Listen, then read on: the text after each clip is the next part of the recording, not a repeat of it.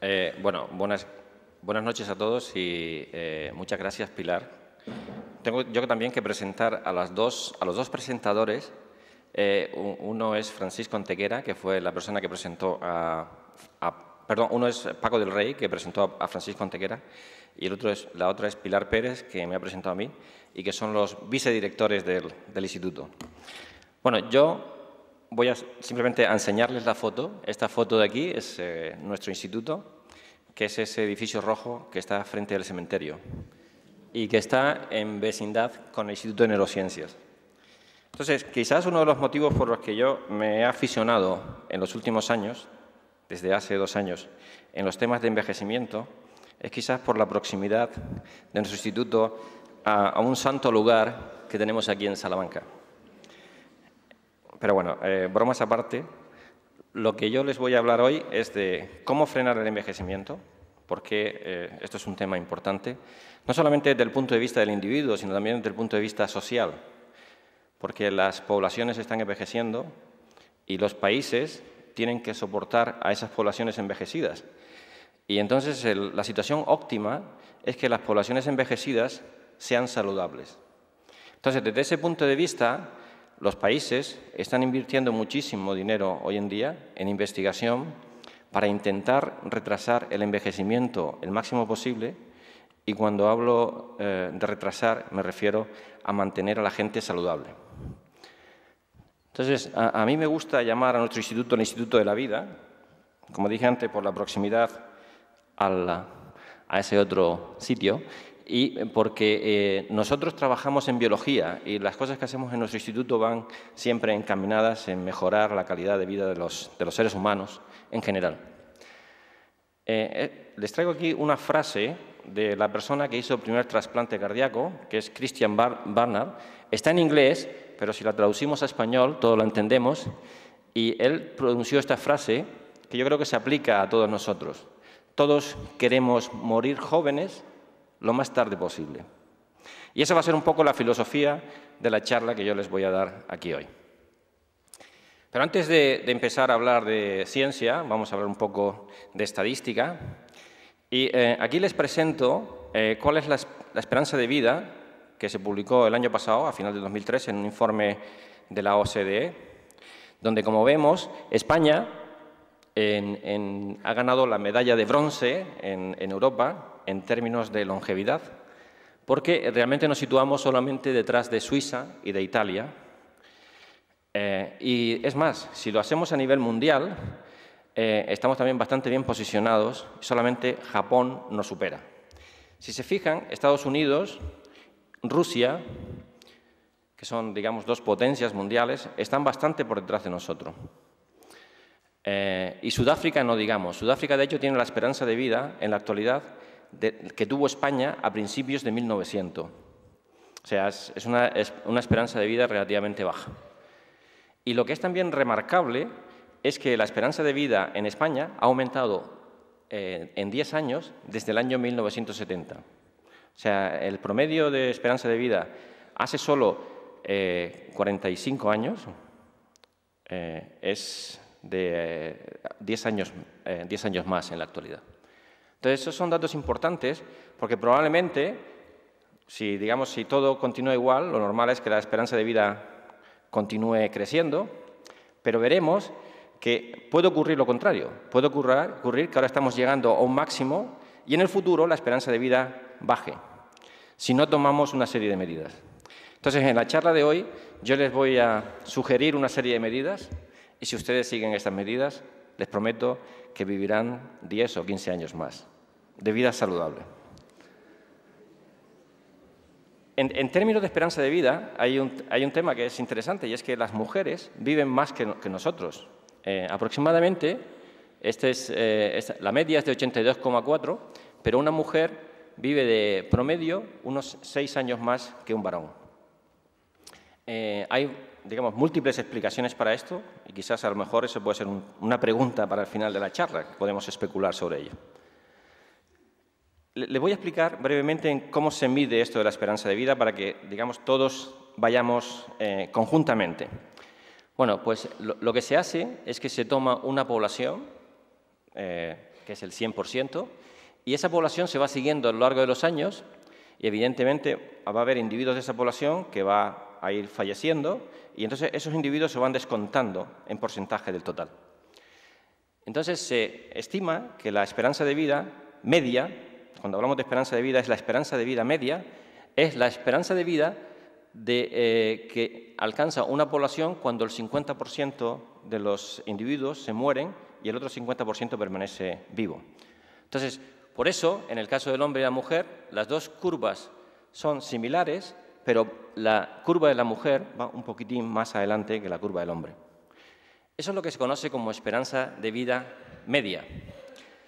Pero también hay una esperanza de vida máxima que la definen en cada estudio de cada año aquellos individuos que se mantienen vivos durante muchísimo tiempo. Y estos individuos, pues evidentemente, dependen de la añada. Esto va un poco como los vinos, ¿no? Entonces, en determinadas añadas hay individuos que viven más que otros, probablemente por lo que hablamos antes de factores ambientales. De hecho, y esto va un poco en relación a mi charla, al tema central de la charla, se da la circunstancia que en un estudio realizado en Estados Unidos, los individuos que han vivido la Gran Depresión del 29, o sea, aquellos individuos que pasaron mucha hambre, porque la situación económica era muy delicada, esos individuos vivieron de promedio 6 años más que los individuos que nacieron con posterioridad. Y en mi charla intentaré demostrarles por qué esto es correcto. Esta persona de aquí, que es una ciudadana francesa, Jeanne Calment, tiene el récord mundial de longevidad. Es la persona registrada, con fecha de nacimiento registrada y fecha de fallecimiento registrado, que ha vivido más en todo el mundo. Esta persona murió en el año 97 a la edad de 122 años y 164 días. Esta persona, digamos que se mantuvo activa durante muchísimos años y digamos que llevó una vida relativamente normal hasta pasados los 105 años y solamente a partir de los 114 años vivió en un asilo. Entonces, realmente, este es un caso de una persona con una genética, digamos, especial que le ha permitido vivir muchos años. Esta persona aquí es la persona más vieja del mundo en la actualidad. Es una japonesa que vive en una isla al sur de Japón que se llama Okinawa y, curiosamente, las mujeres de esta isla de Japón son las mujeres más longevas del mundo. Y luego veremos al final de la charla por qué y veremos que tiene sentido. Esta persona, el 5 de marzo, cumplió 116 años. Esta es su tarta de cumpleaños. Entonces, ¿por qué es interesante estudiar esto de la longevidad? Evidentemente, esto es una cosa que nos afecta a todos. O sea, todos vamos envejeciendo. Pero lo más preocupante, desde el punto de vista, digamos, de la investigación, es que las personas, a medida que envejecen, empiezan a desarrollar enfermedades. Y estas enfermedades están asociadas a la edad. Entonces, aquí he puesto la gráfica y, bueno, arbitrariamente he considerado que a partir de los 65 años empezamos a sufrir achaques y, digamos que en la población normal, pues la gente empieza a padecer enfermedades. Entonces, como dije al principio, lo óptimo sería retrasar esta barrita de enfermedades hacia la derecha, aumentar las curvas de manera que las cuadriculemos, en vez de que tengan esta pendiente de caída, sean mucho más rectas aquí arriba y luego caigan vertiginosamente. Entonces, ese sería el ideal de que realmente tengamos una vejez sin enfermedades. Y ese, digamos, es el objetivo y vamos a ver cómo se puede conseguir esto. Y esto también es importante desde el punto de vista médico, porque, como todos ustedes saben, el cáncer, las enfermedades cardiovasculares, las enfermedades neurodegenerativas, las enfermedades de fragilidad de los huesos, como la osteoporosis o la diabetes, son enfermedades que van asociadas al envejecimiento. Cuando envejecemos, unos padecen cáncer, otros padecen enfermedades cardiovasculares. Digamos que cada uno, dependiendo de nuestra genética y de los agentes a los que nos exponemos, vamos a acabar desarrollando alguna de estas enfermedades. Algunos no desarrollan ninguna enfermedad y se mueren por lo que conocemos como muerte natural. Entonces, digamos que ese es el objetivo. Entonces, ¿qué es el envejecimiento? de nuevo, para intentar, digamos, ir todos juntos, avanzar todos juntos en la charla, vamos a definir lo que hoy en día nosotros, a nivel celular, porque nosotros estudiamos las células, definimos como envejecimiento. Desde el punto de vista celular, el envejecimiento no es más que la acumulación de daño en las células.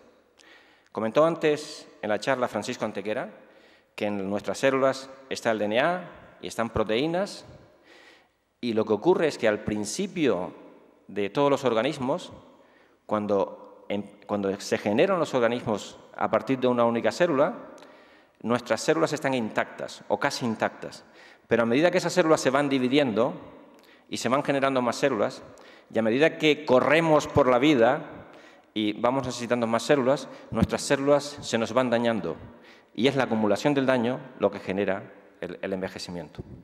Entonces, como he dicho, al principio las células son normales, pero debido a agentes exógenos, por ejemplo, el humo del tabaco, o por ejemplo la radiación, o por ejemplo el humo, digamos, del tráfico en las ciudades, lo que ocurre es que nuestras células normales se van dañando. Y lo que ocurre normalmente es que nuestros sistemas, nuestros organismos, están perfectamente diseñadas. Dentro de esas instrucciones que hablaba Paco, hay unas instrucciones de corrección, de manera que estas células dañadas se reparan y vuelven otra vez a una situación normal. Eso es como cuando ustedes compran un coche. Ustedes compran un coche, lo sacan del concesionario y el coche está intacto, impoluto, ¿no? Todos queremos, lo revisamos bien para que no haya ningún rayón, pero a medida que sacamos el coche es posible que más tarde o más temprano ya empiezan a surgir los pequeños daños. Y esos daños, con los años, yo tengo un coche ya de 18 años que ya empieza a tener sus achaques, con los años pues ya es un coche envejecido porque ha ido acumulando daño. Al principio, cuando el coche es joven, o cuando los organismos son jóvenes, lo que intentamos hacer es reparar esos daños. Entonces, en cuanto el coche se raya, enseguida lo llevamos al taller para que nos lo reparen y nos lo dejen otra vez como nuevo. Y eso, digamos, que forma parte de la condición humana. Pues los organismos funcionan igual. Al principio, cuando somos jóvenes, o en el embrión, en el niño, en los individuos jóvenes, los sistemas reparadores funcionan perfectamente. Pero, en cambio, a medida que vamos avanzando en la vida, que nos hacemos adultos, el daño generado ya no se repara tan eficientemente. Y, curiosamente, no sabemos exactamente por qué. De hecho, es uno de los temas de investigación de nuestro instituto. En nuestro instituto hay grupos que trabajan exactamente en este problema, en ver cómo las células dañadas son capaces de reparar el daño. Y un tema, desde el punto de vista del envejecimiento, que es clave estudiar, es por qué a medida que vamos envejeciendo ya no reparamos tan eficientemente. Un tema que también quisiera contar aquí hoy es que quizás cuando uno oye la palabra envejecimiento siempre piensa en, no sé por qué, en personas mayores. Pero como puse antes con el ejemplo del coche, uno no envejece únicamente cuando cumple años, sino puede empezar a envejecer desde muy joven. Y este es un caso de un animal que nosotros hemos generado en el laboratorio. Esto es un ratón, y estas muestras que tengo aquí son unos cortes de un tejido, en este caso un cortes de un tejido del hígado. Y lo que hemos hecho es que estos cortes del hígado los hemos teñido con un anticuerpo, vamos, con un marcador, con un producto que tiñe las células dañadas. Y las células dañadas aparecen en marrón. Entonces, yo creo que es obvio que aquí aparecen estas manchurrones marrones en un ratón mutante al cual le hemos quitado un gen. Y si miramos otros tejidos, por ejemplo la corteza cerebral, vemos también que en la corteza cerebral de estos ratones también hay daño celular. Pues les comento que estos ratones ni siquiera han llegado a nacer. Son ratones que hemos sacado del vientre materno de la ratona, lo hemos sacado fuera, y hemos visto que los ratones carentes de este gen, desde el estadio embrionario, ya empiezan a acumular daño, ya empiezan a envejecer. Tanto que una vez que nacen, desarrollan síntomas o signos de envejecimiento muy rápidamente. Estos ratones, por ejemplo, tienen una joroba, tienen problemas en la piel, el pelo es mucho más raro, desarrollan tumores mucho más jóvenes, desarrollan diabetes, tienen problemas neurodegenerativos, cuando le hacemos test de comportamiento, los ratones pierden la memoria muy rápidamente y mueren a los 12 meses. Un ratón normalmente llega a vivir aproximadamente entre 2 años y medio o 3 años. O sea que estos ratones tienen menos de la mitad de vida, o sea, mueren a escala humana como una persona de unos 30 o 40 años. Entonces, esto quiere decir que si uno modifica el programa genético de un animal, puede inducir un envejecimiento prematuro. Y sabemos que este envejecimiento prematuro, porque es un proyecto que estamos haciendo en el laboratorio, se produce porque este gen que le falta a nuestro ratón es importante para que las copias del ADN que hablaba Paco Antequera en su charla anterior se produzcan correctamente. Si esas copias no se producen correctamente, se van acumulando cambios y esos cambios son daños en el DNA. Entonces, el envejecimiento prematuro de este animal se genera por un exceso en la génesis del daño. Pero también hay otros síndromes, como por ejemplo este síndrome de aquí, que es el síndrome de Werner. Y en el caso del síndrome de Werner, los individuos que tienen esta enfermedad nacen normal y aproximadamente hasta la edad reproductiva, hasta los 20-21 años, son indistinguibles de otras personas, pero luego, en la segunda parte de su vida, empiezan a envejecer prematuramente. Entonces aquí, por ejemplo, tenemos a una señora de 56 años que realmente aparenta muchos más. Bueno, pues esta persona lo que tiene es un síndrome en el cual tiene una proteína, que es una proteína de las que hizo mención brevemente Paco anteriormente, que es una de las proteínas que abre el DNA para que se produzca la copia. Y esa apertura del DNA no es solamente importante para que se produzca la copia de la molécula de DNA, sino también para que se repare correctamente. Sabemos que parte del proceso de reparación también consiste en separar las dos hebras del DNA. Entonces, la proteína es una DNA ligasa, bueno, esto es simplemente una herramienta que está implicada en la reparación del DNA. Entonces, digamos que visto en qué consiste esto del envejecimiento y ver que realmente estamos como en una situación del coche, que se nos daña y hay que repararlo. Entonces, el tema está en que si todo esto es así, ¿es posible extender la vida? Y la respuesta, evidentemente por eso los he convocado ahí hoy, es que sí. O sea, es posible de alguna manera arreglar, o sea, hacer que los sistemas de arregle del coche funcionen mejor que los sistemas que generan daño. Entonces, claro, la pregunta es ¿cómo? Entonces, le voy a poner un ejemplo de un señor que tiene 102 años. Este señor, que ustedes lo ven aquí en ropa deportiva, es de origen indio, de la zona norte de la India, de la zona del Punjab, por eso llevan el turbante. Y este señor, el año pasado, corrió la maratón de Londres. Tardó 7 horas y media en correrlo, pero acabó la maratón de Londres.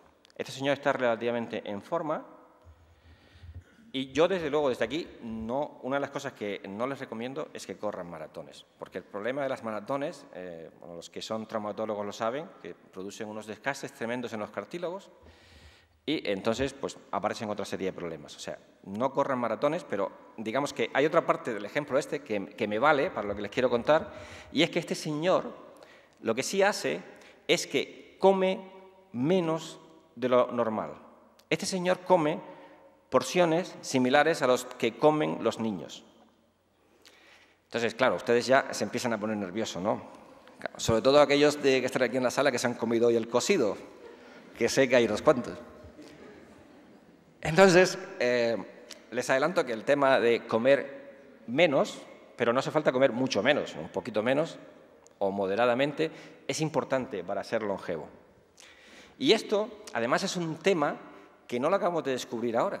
Esto lo sabemos desde el año 1935. O sea, en el año 1935 este señor, Clive Mackay, hizo un experimento que para mucha gente ha pasado desapercibido, pero ha sido un experimento que ha sido clave y el que ha abierto, digamos, el boom que hay hoy en día de la restricción calórica. Antes de seguir adelante, quiero decir que lo de la restricción calórica no significa dejar de comer totalmente, sino significa comer el 80%, o sea, un 20% menos de lo que comeríamos si todos los días vamos a por el cocido. O sea, ustedes se ponen el plato de cocido ahí delante, lo dividen en 5 partes, una parte la separan y entonces se comen el resto y están haciendo restricción calórica, ¿vale?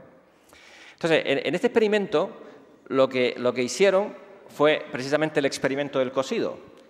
A unas ratas, esto es un experimento con ratas y se le ha calculado la vida media, la esperanza de vida a estas ratas.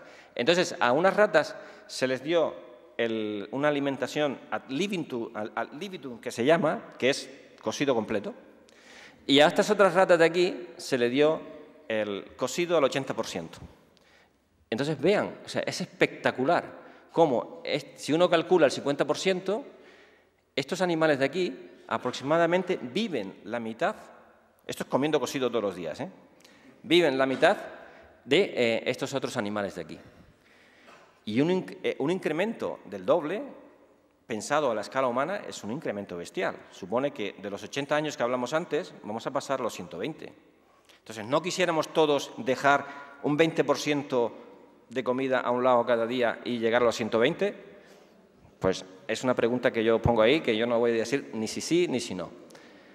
Entonces, un tema interesante es que este experimento que se hizo en 1935 se ha repetido en múltiples ocasiones en organismos diferentes, desde levaduras, que son organismos muy sencillos, en los cuales trabajamos nosotros en el instituto, a gusanos, que es otro organismo un poco más complicado, es un organismo multicelular, en el que también hay un grupo que trabaja en este sistema en nuestro instituto, moscas, no tenemos a nadie que trabaje en moscas, ratones y ratas, sí tenemos gente que trabaja en ratones y ratas, y en todos estos organismos, si ustedes los someten a una dieta con una restricción calórica del 80%, los animales viven aproximadamente el doble de los animales alimentados ad libitum. Recientemente se ha publicado un estudio donde se ha trabajado con macacos. Este es un estudio que ha sido mucho más largo, porque evidentemente los macacos viven mucho más que las ratas y los ratones, y también en macacos se produce un aumento en la esperanza de vida de los macacos.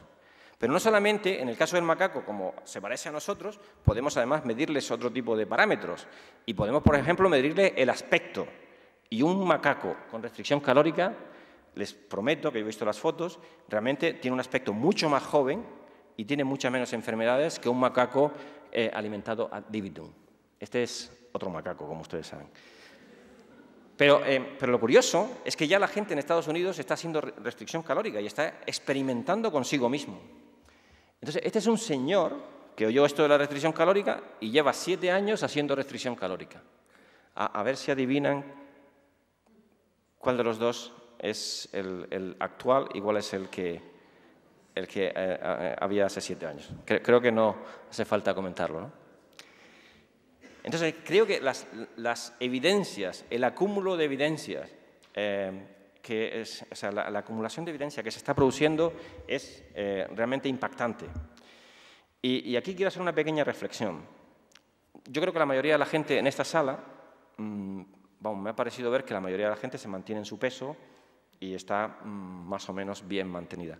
Pero es cierto, y yo que soy canario, y digamos que en otras partes de España, pero en Canarias especialmente, no sé por qué, bueno, sé por qué, por la gente come mucho, realmente se está viendo una cantidad de obesos bestiales.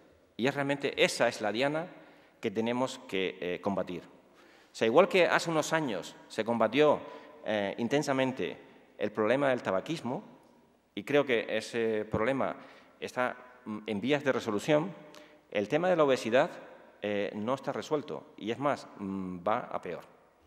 Entonces, creo que aquí tenemos que hacer una reflexión. Hasta ahora hemos estado así en plan un poco jovial, pero creo que hay que ponerse serio con estas cosas. Pero serio porque, además, esas personas, digamos que van a generar unos problemas serios en la sanidad. O sea, nos vamos envejeciendo y, como no pongamos remedios a este tipo de cosas, pues, evidentemente, el coste sanitario se va a disparar. Entonces, el tema es cómo, o sea, yo le estoy contando esto y a qué se lo atribuimos. O sea, ¿por qué esto de la restricción calórica funciona?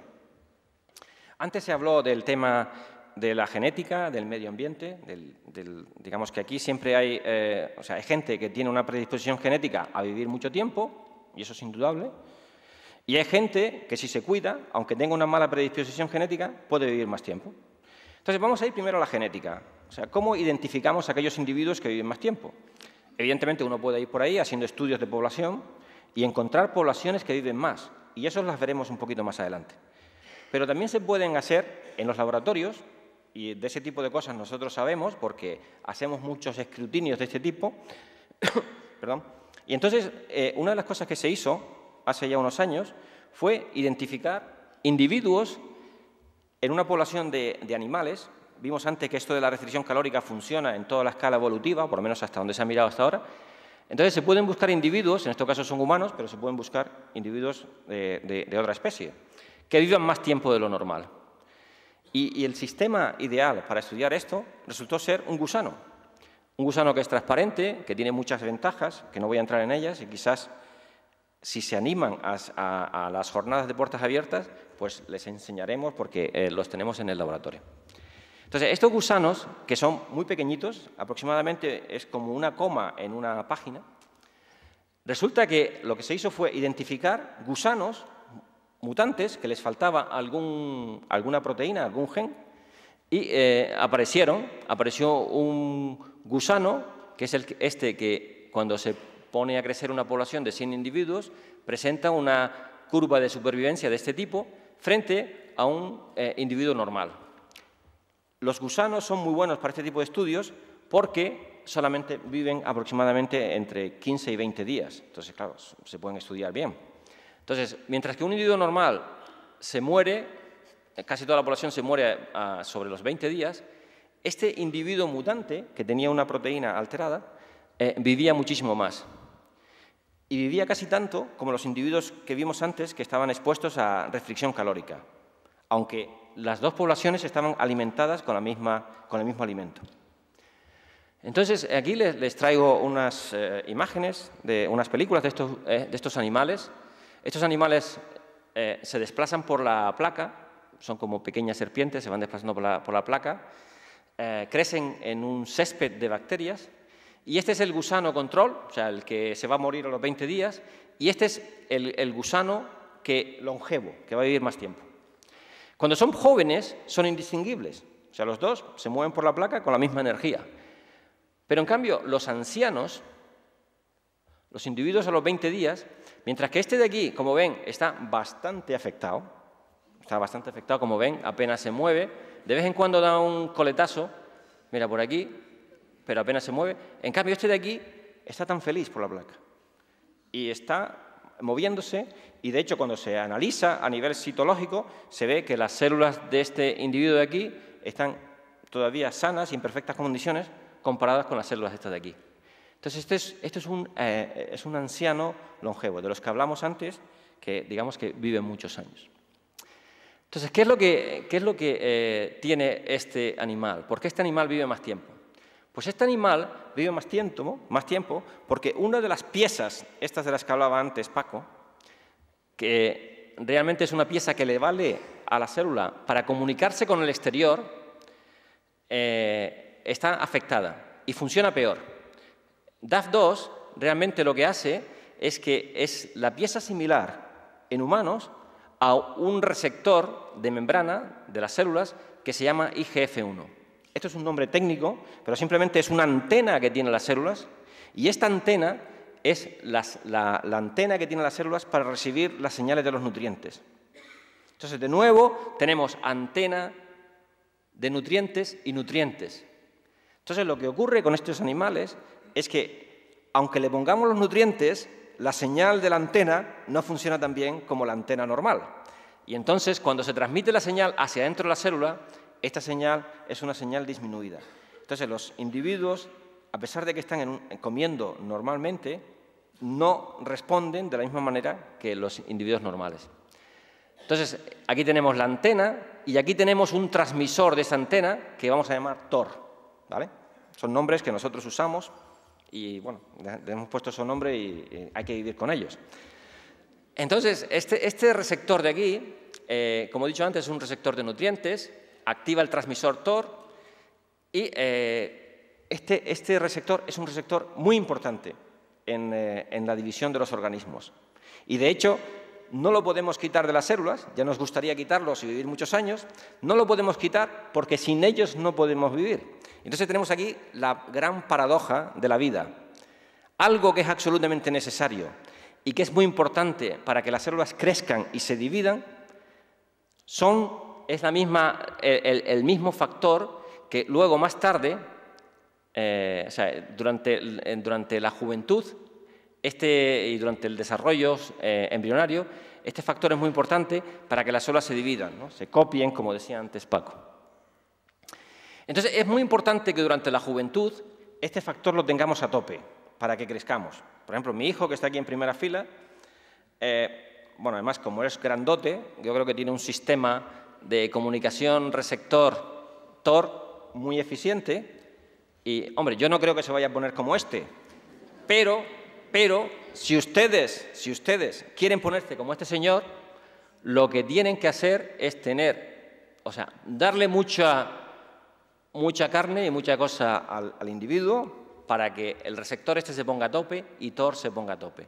Entonces, en la juventud es muy importante para que nuestros hijos crezcan y se hagan fuertes.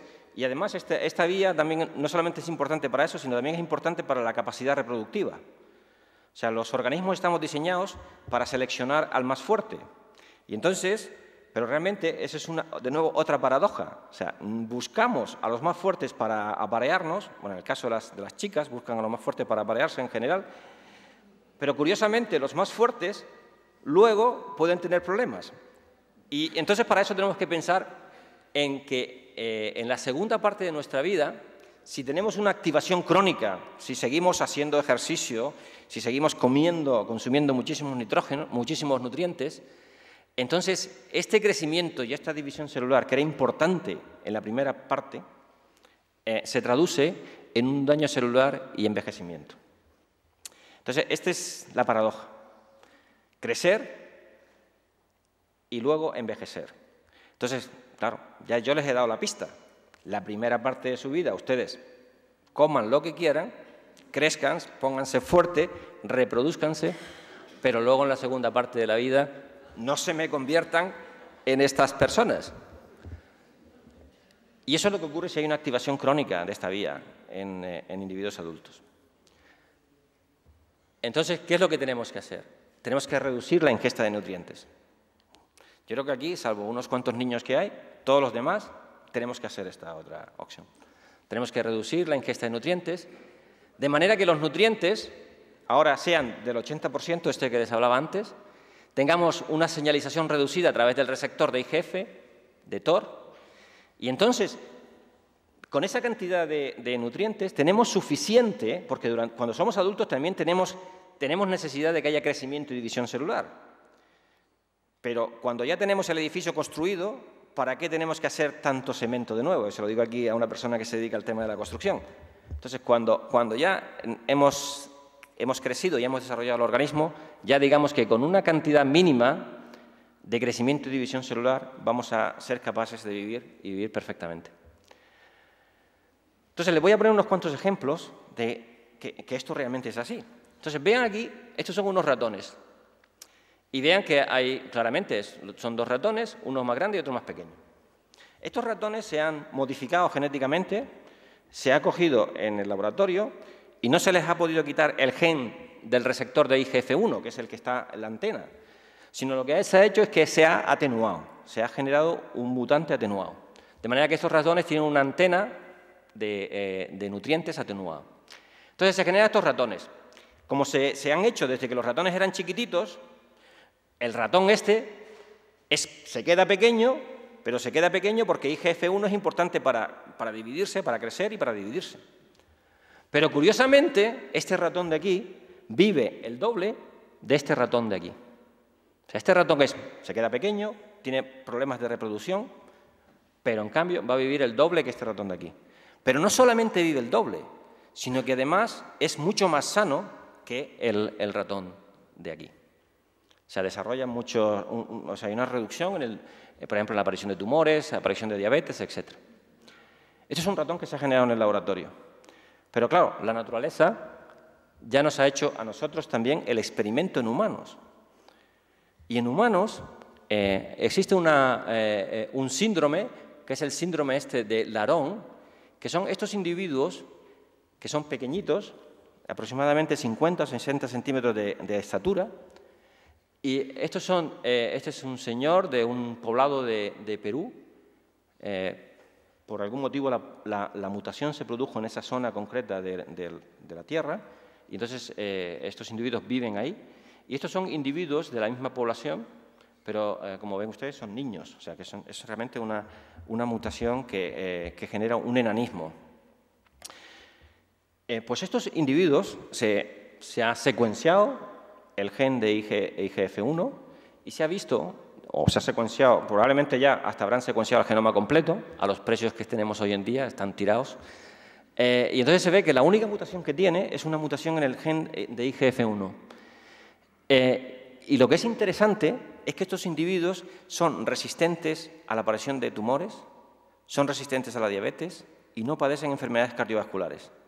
Es más, son tan resistentes que van sacando pecho y entonces pues llevan una dieta bastante digamos, pobre, ¿no? en el sentido que estamos hablando aquí hoy.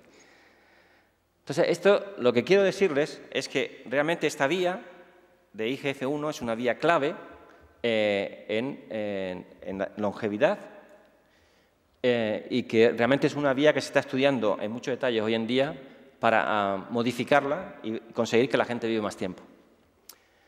Entonces, como hemos visto, un alelo hipomorfo es este que les he contado aquí, un alelo, o sea, un gen que tiene una función disminuida de IGF-1, lo que ocurre es que al receptor señalizar menos, toda esta vía está muy disminuida. Realmente es como si el volumen lo tenemos en este nivel. Lo mismo ocurre cuando hacemos un alelo hipomorfo de TOR. Si el transmisor que está más abajo también disminuimos su función, también se consiguen dos cosas.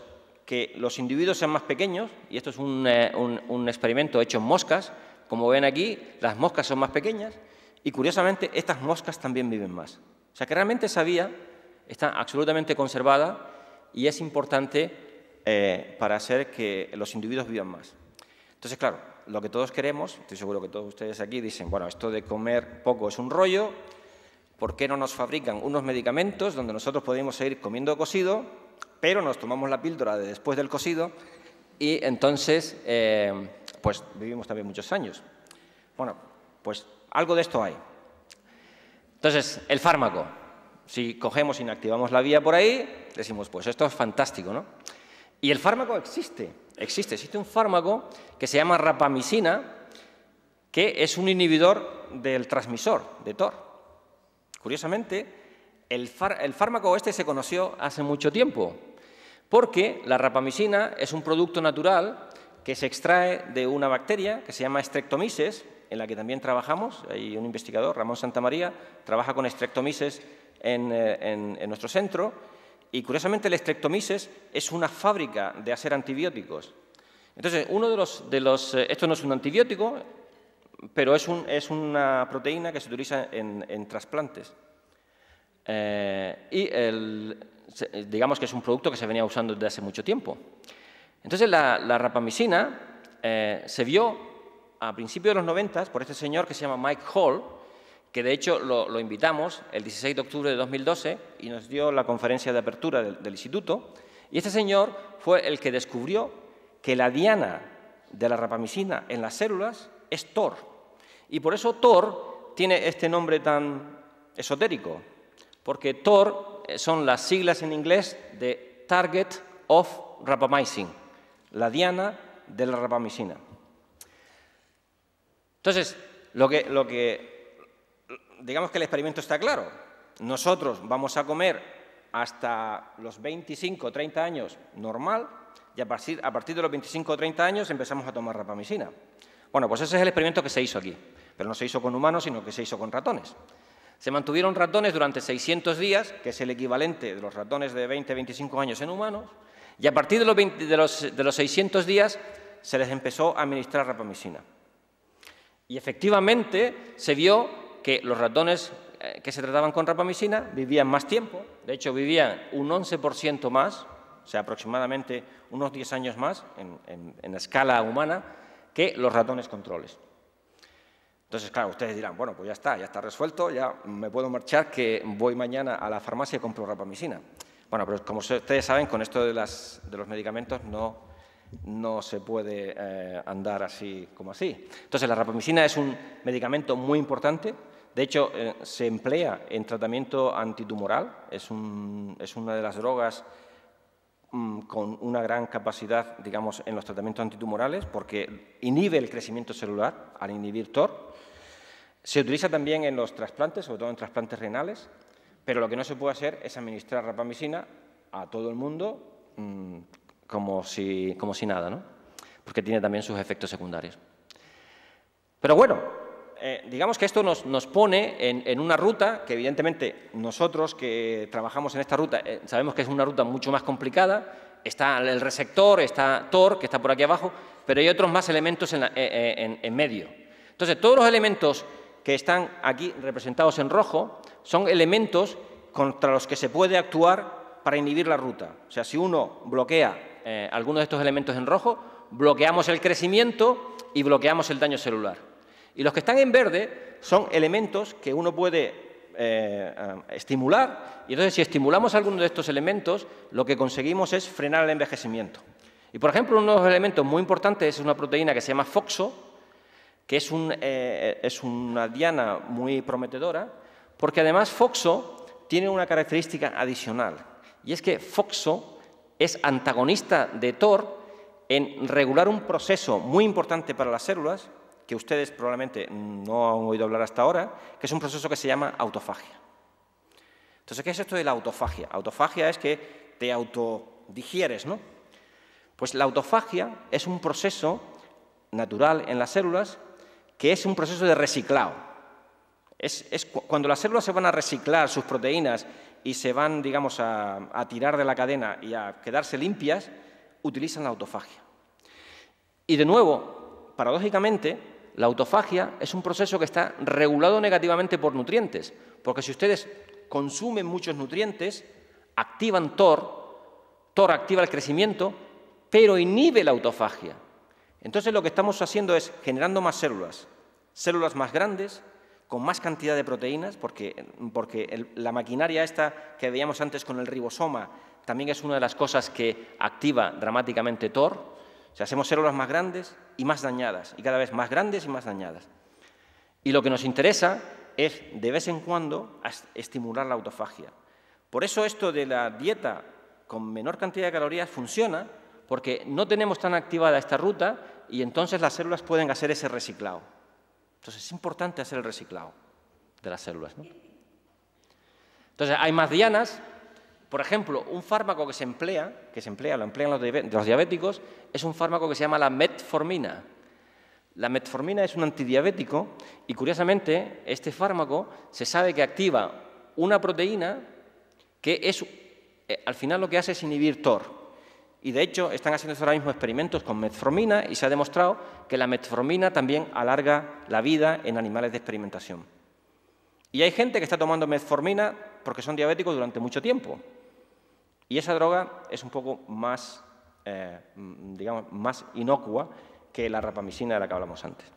Entonces, realmente, a nivel de drogas y de medicamentos, digamos que hay mucho trabajo en esta ruta y realmente, digamos que es un tema de investigación candente ahora mismo. Entonces, volviendo un poco al principio de la charla, les comentaba que había gente que genéticamente vive mucho tiempo. O sea, hay gente que vive mucho tiempo y, curiosamente, hay unas zonas que más o menos están distribuidas así geográficamente, que se llaman las zonas azules, donde hay muchos más centenarios de lo normal. Esto es lo que se ha llamado las zonas azules, y si quieren leer más de esto, pueden entrar en Internet y ver esto de las Blue Zones, que es. Y también, si quieren estudiar un poco más sobre esto, hay una charla TED, no sé si conocen lo de los TED. Los TED son unas charlas que están colgadas en Internet. De hecho, hay una aplicación de móvil que se llama TED. Y si ustedes ponen TED y Blue Zones, encontrarás una charla de este señor, que es un experto en el tema de las Blue Zones, y es el señor que ha hecho el estudio para National Geographic. Bueno, pues una de las zonas azules es una zona de Cerdeña, que está en las montañas de Cerdeña. Estos señores que están aquí son todos centenarios. Por ejemplo, este señor de aquí le gana el pulso al tal Dan, que es el que ha hecho el estudio de aquí. Entonces, ¿qué es lo que hacen estos señores? ¿Por qué viven tantos años? Curiosamente, esta es la zona, este no tiene 100 años, pero bueno, me vale para... Esta es la zona del mundo donde los hombres vivimos más tiempo. ¿Qué es lo que tiene especial estos hombres que no tengamos nosotros? Bueno, pues en esta zona de aquí, como es una zona bastante agreste, y los hombres se dedican al pastoreo. Se pasan toda su vida persiguiendo las cabras por estas zonas tan escarpadas, de manera que se mantienen más o menos activos durante toda su vida. Llevan también una dieta más o menos saludable, tomando, digamos, productos que obtienen de la naturaleza, y una dieta relativamente baja en calorías también. Entonces, es la combinación de esa dieta con calorías reducidas y el ejercicio moderado lo que probablemente sea el secreto de la longevidad de estos individuos. Otra zona es esta zona de aquí que les hablé antes, que es una isla del sur de Japón que se llama Okinawa. Okinawa es como las Canarias de Japón. De hecho, allí va la gente en Japón de vacaciones. Y el tema, lo que ocurre en Okinawa es que ahí es donde viven las mujeres más longevas del planeta. Y como ven, el aspecto que tiene la comida de la gente de Okinawa no es parecido al aspecto de nuestra comida. Como ven, son platos, comen en platos pequeños, normalmente es una comida derivada del mar, por supuesto rica en omega 3, en omega 6, pero digamos que el gran secreto en este caso es la restricción calórica, o sea, tienen una comida, digamos, reducida, y de hecho ellos tienen la costumbre de comer cuando llegan al 80%, pero lo hacen de una manera automática, porque ya tienen aprendido que el organismo humano está diseñado para tardar 20 minutos desde que se produce digamos, la saciedad hasta que se transmite al cerebro. Otra de las cosas que hacen, estos son individuos mucho más activos socialmente, las mujeres en Japón llevan una vida social bastante activa, y luego también es muy importante, tanto en esta población como en la anterior, que los individuos, digamos que tienen, socialmente, están muy bien reconocidos. O sea, se reconoce a la tercera edad. Hay otra población en Loma Linda, en California, y estos son adventistas que llevan una dieta bastante también pobre, bueno, no pobre, digamos con una cantidad de calorías reducidas, y lo que hacen los adventistas todos los fines de semana es salir de paseo. Siempre salen a hacer sus caminos por el monte. Entonces, más o menos, lo que hacen en general estas poblaciones es que comen menos, utilizan platos más pequeños y paran, o sea, sin saberlo, están llevando lo de la restricción calórica al 80%. Realizan actividad física moderada, caminan, pasean, juegan y normalmente tienen, digamos que son apreciados socialmente. Entonces, digamos que este es un poco el mensaje de estas poblaciones. Entonces, para acabar esta parte, y ya estoy casi acabando la charla, esta es una foto de mi padre. Mi padre se llama Nano, tiene 92 años y curiosamente, sin yo saberlo, porque esto fue una cosa que yo creo que también, esto es como las embarazadas, cuando uno se hace mayor, el cuerpo te pide hacer otras cosas. Entonces él, hasta la edad de 65 años, hasta que se jubiló más o menos, llevaba una dieta pues como la que llevamos todos, ¿no? Un poco desorganizada. Pero a partir de esa edad ya empezó a ver los programas estos que ponen por la tele por la mañana, que son así como muy educativos para la tercera edad. Y realmente yo creo que en parte le debe mucho a esos programas de la tele y ese tipo de actividad, porque realmente ha empezado a caminar, aquí lo vemos con unas Adidas. Tiene una colección de calzado deportivo mucho más amplio que el mío, ¿eh? Y además es que cuando yo aparezco por ahí por Canarias con algunas zapatillas que a él les gusta, como llevamos el mismo número, me las pide y se las queda él. Entonces aquí lleva unas Adidas, pero hace poco me quitó unas New Balance. Entonces, digamos que lo que él se aplica es un poco la sabiduría popular que dice que para vivir muchos años, poca cama, poco plato y mucha suela de zapato. Que eso lo sabían todos ustedes antes de que yo empezara la charla, pero vamos, que espero que se lo haya demostrado aquí científicamente. Entonces, aquí podríamos acabar la charla, pero vamos a ir un poquito más allá. Vamos a ir hacia el futuro. O sea, esto que yo les recomiendo que la charla hasta aquí la apliquen, se la apliquen, intenten, digamos, ejecutarla en casa. Y entonces aquí vamos a empezar a hablar un poco de ciencia ficción. ¿Cuál es el futuro de esto del rejuvenecimiento? El futuro no es ni el Botox, ni tampoco las cremas estas curativas, sino el futuro probablemente sea descubrir elementos que nos van a hacer que nuestros tejidos activen sistemas de reparación, se autorreparen. Entonces la pregunta es posible rejuvenecer nuestros tejidos? Y esto realmente ha sido uno de los sueños de la humanidad. Este es un cuadro que se pintó en 1546 y realmente, como verán, es un cuadro que está muy de actualidad. Aquí el pintor, Lucas Cranach el Viejo, pinta un cuadro que se llama La fuente de la juventud y si se fijan detenidamente en él, eso es una fuente de la que emana un líquido. Suponemos que es agua, pero no tiene por qué ser agua. Y curiosamente, si se fijan en la parte izquierda, los personajes de la parte izquierda son diferentes de los personajes de la parte derecha del cuadro. Y se supone que el cuadro hay que verlo de izquierda a derecha. Entonces, en la parte izquierda lo que tenemos es gente mayor. En este caso es una mujer que está siendo inspeccionada por un médico. Entonces, la gente mayor llega por este lado del cuadro, se baña y emerge por el otro lado del cuadro rejuvenecidos. No sé por qué el pintor, en este caso pintó fundamentalmente mujeres, o sea, casi todos los que están dentro de la piscina esta, de la fuente, son mujeres. Pero digamos que si uno aprecia, entonces esto sería un poco lo ideal, ¿no? Vamos a un balneario, nos metemos por este lado, nos bañamos y salimos otra vez hecho un quinceañero, ¿no? Bueno, este digamos que es un poco el objetivo y curiosamente, vamos, quiero decirles que no vayan mañana al médico a decir que quieren hacerse lo que les voy a contar a continuación. Pero recientemente se ha visto, y estos son experimentos hechos de hace menos de un año, que sí que es posible rejuvenecer nuestros tejidos.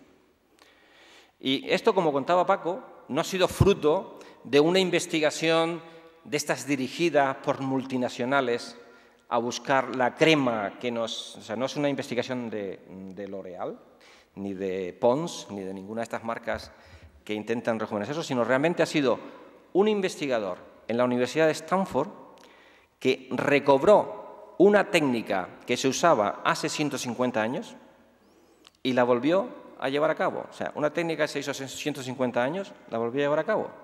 Y fue simplemente porque estaba estudiando otro problema. Pero cuando analizó los resultados, se dio cuenta de que había encontrado algo realmente espectacular. Y esto realmente fue motivo de una de las revistas más importantes del mundo en ciencia, es una revista americana que se llama Science, y en un número de Science del mes de mayo salió este titular, que traducido al español quiere decir como la deliciosa sangre joven contiene el elixir de la vida. Entonces, volviendo un poco a la fuente que hablaba antes, la fuente no parece ser que sea de agua, sino la fuente puede ser que sea de sangre o digamos, de un líquido. Y entonces el experimento que yo les comentaba, que es un experimento que, como dije antes, se había hecho hace 150 años, es un experimento que se llama parabiosis. Es un experimento un tanto cruel, o sea, hay que admitirlo, porque aquí lo que se hace es que se coge un ratón, que es este de aquí, y este otro ratón de aquí, y entonces se le levanta un poco de la espalda del animal, se le levanta, y entonces se le suelda, aquí lo que ven es unas grapas, entonces se le suelda la espalda de un animal con la espalda del otro. Entonces, esto lo que consigue es que después de unos días los capilares de un animal y del otro se reconozcan, se fusionen y entonces se produzca un intercambio de la sangre de un animal a otro. ¿Vale? Esto suena un poco a cosas de vampiros y esas cosas, pero es así como se ha hecho el experimento. Entonces, esto se llama parabiosis. Y se llama parabiosis porque parabiosis quiere decir vivir al lado. Entonces, son dos animales que van a vivir al lado. Es como si hiciésemos unos siameses, construimos unos siameses. Entonces, el experimento que hicieron estos americanos de la Universidad de Stanford y que luego se han continuado por investigadores también en la Universidad de Harvard, ha sido lo siguiente. Es hacer una parabiosis, pero en vez de utilizar ratones de la misma edad, lo que han hecho es poner en contacto ratones jóvenes, parejas de ratones jóvenes, parejas de ratones viejos y parejas de ratón joven con ratón viejo. Y entonces han analizado qué es lo que pasa. Y esto de cuando se pone individuos de distintas edades es lo que se conoce como parabiosis heterocrónica. Cronos, de edad, de tiempo. Y entonces cuando se hacen estas parabiosis, lo que observaron fue una observación casual, como dije antes, fue que si uno hacía un corte del corazón de un ratón joven, aparece esta estructura. El corazón es uno de los órganos que tienen que funcionar durante toda nuestra vida. O sea, en cuanto se paran, ya nos morimos. O sea, que funcionan, en el caso de estos señores que han vivido tanto tiempo, 100 años. Pero lo que ocurre con el corazón es que la bomba se va hipertrofiando. Y entonces el corazón de un joven tiene este aspecto y el corazón de un viejo tiene este otro aspecto. Las paredes se engruesan y entonces el corazón ya con los años empieza a funcionar peor. Y el corazón aumenta de tamaño y de hecho aumenta de peso. Entonces, ¿qué pasó cuando hicieron el experimento este de la parabiosis heterocrónica? Pues lo que observaron es que si ustedes cogen un ratón viejo y lo unen a un ratón joven, el corazón del ratón viejo expuesto a la sangre joven se hace más pequeño. Y cuando analizan el estado de ese, a través de una serie de marcadores de ese corazón, pues se dan cuenta que los cardiomiocitos, que son las células de las que está hecha el corazón, se han hecho también más pequeños. Y les recuerdo, al principio de mi charla, que la proteína TOR es una proteína que hace que las células sean más grandes, estimula el crecimiento. Entonces, aunque todavía no se ha encontrado la conexión, pero yo estoy seguro que por aquí, por algún lado, está TOR también. Que este ratón que ha disminuido el tamaño es porque se habrá modulado de alguna manera la proteína TOR y las células de este corazón se han hecho más pequeñas. Y este corazón es un corazón rejuvenecido. Estos experimentos se publicaron el año pasado en una revista muy importante que se llama Cell, este artículo de aquí. Y estos investigadores fueron un poquito más allá. Evidentemente, no vamos a tratar a los animales haciendo la parabiosis esta todo el tiempo. Vamos a intentar purificar el factor en la sangre de estos animales que hacen que los viejos rejuvenezcan. O sea, el corazón joven envejece con el tiempo, entonces el problema es cuál es la molécula que nos hace volvernos jóvenes de nuevo. Estos experimentos los han hecho en la Universidad de Harvard, esta investigadora que se llama Amy Waggers y un cardiólogo que se llama Richard Lee, y esta investigadora era investigadora postdoctoral previamente en la Universidad de Stanford, que fue donde se iniciaron estos experimentos. Entonces, lo que estos investigadores hicieron es, vamos a ver cómo podemos identificar esta molécula. Entonces, lo que hicieron fue un abordaje muy complicado, pero que básicamente fue identificar proteínas que hay en la sangre joven, pero que desaparecen con la edad. Entonces, ellos dijeron, en la sangre joven tiene que haber algo que cuando envejecemos se nos va. Y lo encontraron. Estos son sangres de individuos jóvenes, y en concreto esta proteína de aquí, como ven, esto es un experimento que se hace en el laboratorio. Entonces, si aparece esta señal, esta bandita, quiere decir que la proteína está. Y estos son sangres de individuos viejos, y como ven, la cantidad de esta proteína se detecta un pelín, pero en bastante menos cantidad. Entonces, purificaron esta proteína y encontraron un factor que recibe uno de estos nombres extraños que nosotros les ponemos, que se llama GDF11, y este factor de nuevo, es un factor que se une a una antena, a un receptor de las células, y este factor es un factor que desaparece con la edad. Purificaron el factor, se lo administraron a individuos viejos y el corazón rejuveneció. Pero no solamente rejuveneció el corazón, también rejuvenece el cerebro. Este factor, cuando se analiza en el cerebro, también estimula la regeneración del tejido nervioso, estimula la proliferación de las células madre neuronales y mediante una serie de experimentos que no voy a entrar en detalle aquí, ven que el cerebro de estos animales también rejuvenece. Lo mismo ocurre con el músculo esquelético. El músculo esquelético de estos animales también ha rejuvenecido. Las fibras son mucho más jóvenes, mucho más elásticas. Y como digo, estos son referencias bibliográficas, como ven, son del año 2014, en concreto del mes de mayo. Y de ahí el titular de la revista Science. Entonces, con esto quiero decir que estamos entrando realmente en una nueva era de la investigación en envejecimiento.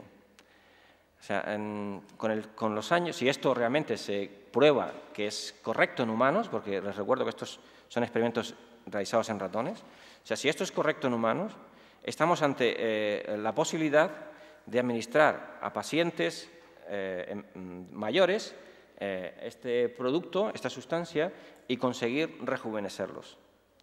Con esto no quiero decir que vayamos a tomarlos todos y vayamos a ser todos quinceañeros de nuevo, a pasar por la fuente de la juventud. Pero esto sí que tiene aplicaciones en medicina. Por ejemplo, hay una enfermedad que es una enfermedad que se da en personas mayores, que es una insuficiencia cardíaca diastólica, y lo que ocurre a estos pacientes, yo no soy médico, pero vamos, he estado leyendo un poco del tema lo que ocurre a estos pacientes es que la bomba del corazón ya no es capaz de relajarse lo suficiente para coger sangre y volver a bombear.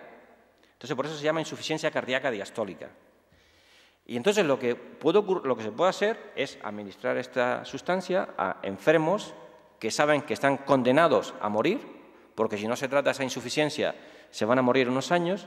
Entonces, la administración de esta sustancia o de otras sustancias que probablemente aparecerán, de hecho, los mismos autores reconocen que probablemente no se trate de una única sustancia, sino que probablemente haya más de una sustancia, pero lo que está claro es que en la sangre de los jóvenes hay algo que rejuvenece. Entonces, de nuevo, les advierto que no vayan mañana al centro de salud a preguntar por esta sustancia, porque esta sustancia todavía está a nivel de experimentación, ¿no? Entonces, como saben, desde el momento en que se experimenta hasta que esto se traslada en un tratamiento, pues llevan años. Pero bueno, quizás, a lo mejor vamos a vivir lo suficiente para que podamos disfrutar de este tipo de terapias. Y bueno, ya para acabar, voy a acabar esto. Nosotros cuando nos planteamos estas charlas, lo planteamos como puro teatro.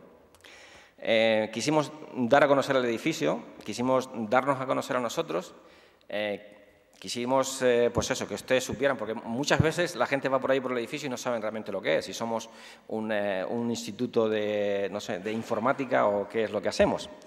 Somos un instituto de biología, un instituto de ciencias de la vida.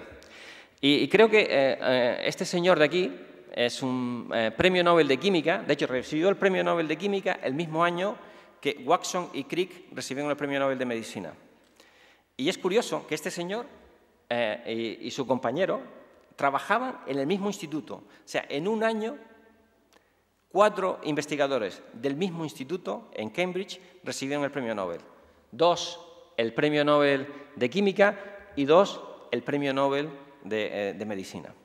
Y este señor recibió el premio Nobel de Química porque fue la persona que descubrió la estructura tridimensional de la mioglobina, que es la molécula precisamente que presentó Paco antes. Yo no sabía que Paco iba a hablar de la mioglobina,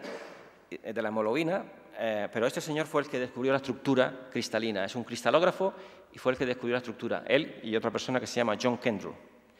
Y ese señor realmente era un intelectual de la ciencia, es uno de estas personas que ha dicho, digamos, frases que realmente han sido importantes en la ciencia. Y esta es una de sus frases, que dice así: la ciencia es parte de la cultura. La cultura no es solo arte, música o literatura, también lo es entender de qué está hecho el mundo y cómo funciona. Entonces, con esta frase quisiera yo dejarles y simplemente darle las gracias por su atención. Muchas gracias.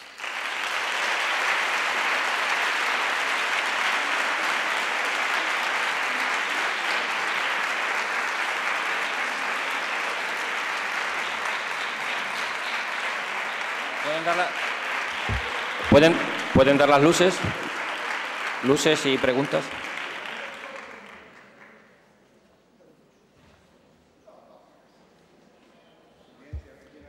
¿Pueden dar las luces, por favor? Es que no veo nada, ¿eh? Sí. Ahora. ¿Hay alguna pregunta? ¿Alguien que todavía tenga ganas de preguntar alguna cosa?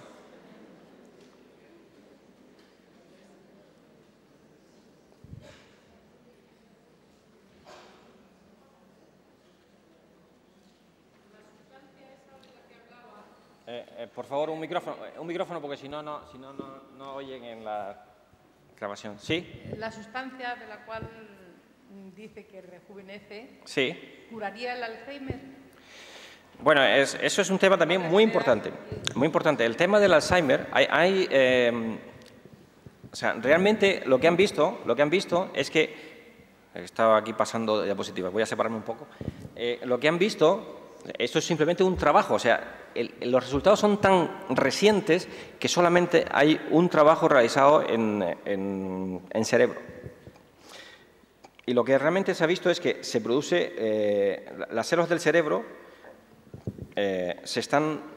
hay, digamos, regeneración en el cerebro. No en todo el cerebro, pero sí que hay regeneración. Entonces, hay dos zonas, el bulbo olfatorio y el hipotálamo, donde se produce división celular y se produce regeneración. Entonces, aquí lo que han visto es que hay regeneración celular.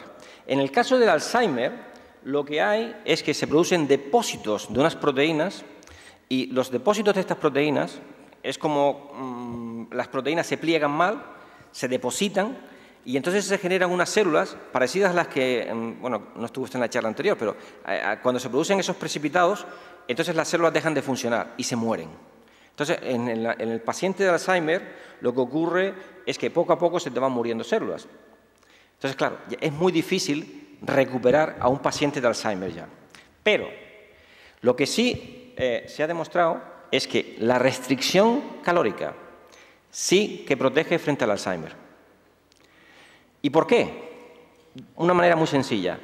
Estas proteínas que se van precipitando en nuestras neuronas y al final acaban matándolas, eso no es un proceso que se produzca de hoy para mañana, sino que ocurre a lo largo de muchos años. Si nosotros practicamos la restricción calórica, como comenté antes, uno de los procesos que se activan es la autofagia, que es el proceso por el cual se reciclan las proteínas y se tira de la cadena. O sea, hay que tirar de la cadena de vez en cuando para que nuestras proteínas se reciclen, se vayan y entonces se generen proteínas nuevas.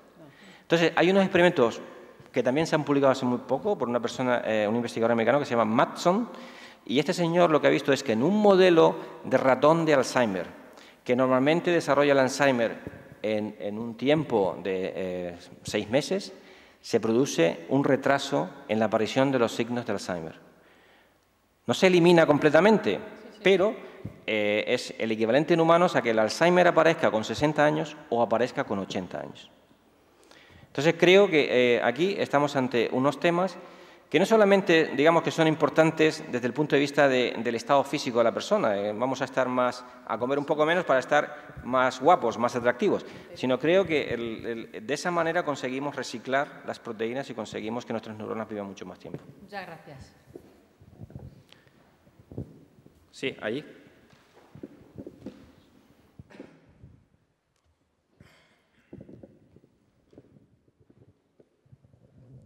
Quisiera consultar cuál podría ser la edad recomendable para iniciar la restricción calórica. No he entendido. ¿Puedes repetir la pregunta? Es que... ¿A qué edad empezar la restricción calórica? Debe empezar... Uf, a ver. Gracias. Vamos a ver. Yo creo, como he dicho antes, que tampoco hay que ser radical aquí. O sea, yo tampoco estoy a favor de los radicalismos ni estas dietas que, digamos, que hacen que la gente, digamos, lo pasen mal. O sea, que tengan... Yo creo que lo que hay que hacer es que hay que ser consciente de lo que se come y que hay que comer lo que realmente se necesita para vivir. Si algún día, como ha pasado hoy, te tomas un cocido, tampoco pasa nada. Pero lo que hay que ser consciente es que esto es un sistema físico y lo que vamos metiendo, si no lo consumimos, se va acumulando. Entonces, realmente lo que se ha visto es que estas rutas es importante mantenerlas sin tocar, por lo menos hasta la edad reproductiva.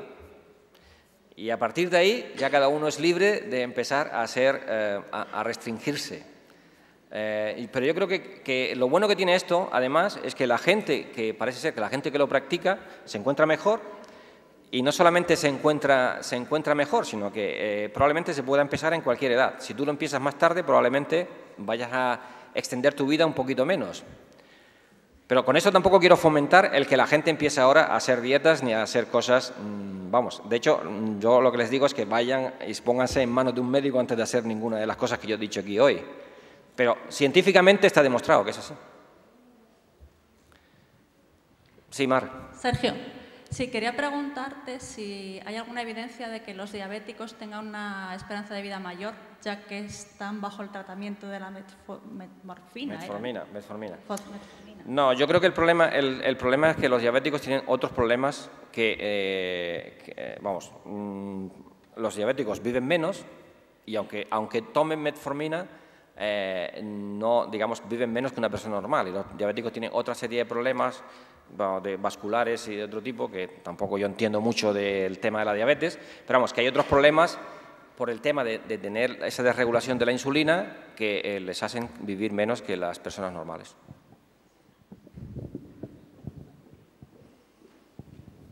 Sí, ahí.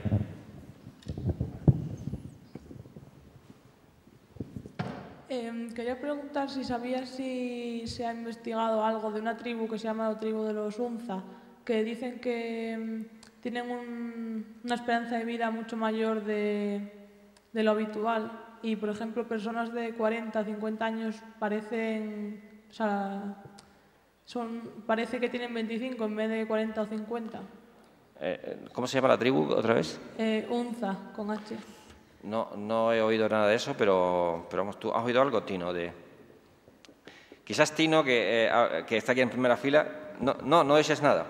No, yo no he oído nada, realmente habría vamos, tengo que, si quieres luego me pasas la referencia para ver realmente qué es lo que pueden tener esa gente, pero bueno, no me extrañaría que tuviesen algún tipo de, digamos, de mutación. Hay otros estudios, por ejemplo, hay un estudio también hecho con centenarios de Nueva York, de una población concreta, judíos, de una, digamos, una parte de la sección de los judíos que proceden de una región geográfica concreta del centro de Europa, pero se afincaron en Nueva York, y esos individuos también tienen mutaciones en el receptor del que yo hablaba antes. O sea que se han hecho estudios en poblaciones de individuos longevos y casi todos los estudios, digamos, dan con esta vía. O sea, no necesariamente tiene por qué ser el receptor que está arriba, sino otros elementos de la vía. Pero en concreto de esta población judía es, digamos, que tiene esta mutación. Y luego se han hecho estudios en perros. ¿Ustedes se han dado cuenta que los perros chicos viven más que los grandes? Pues, por ejemplo, también, o sea, los perros pequeños, esta vía no está tan activa, por eso crecen menos y viven mucho más. O sea, que yo creo que las evidencias que se acumulan son muchísimas, o sea, que esta vía es importante. ¿Más cosas? Bueno, si no hay más preguntas, solamente quería hacer un anuncio más y ya con esto los dejo ir a casa. Nosotros mañana por la tarde y el jueves por la tarde vamos a abrir las puertas del instituto. A partir de las 4 de la tarde. Si son puntuales y están a las 4, pues los atenderemos a las 4. Si no pueden a las 4, los atenderemos a las 5 o a las 6. Y entonces con esto lo que tratemos es de que la gente nos conozca, que vea las instalaciones por dentro, cómo trabajamos y de alguna manera se familiaricen y sepan que ese es un instituto más que es de todos nosotros y de ustedes también, claro. Muchas gracias.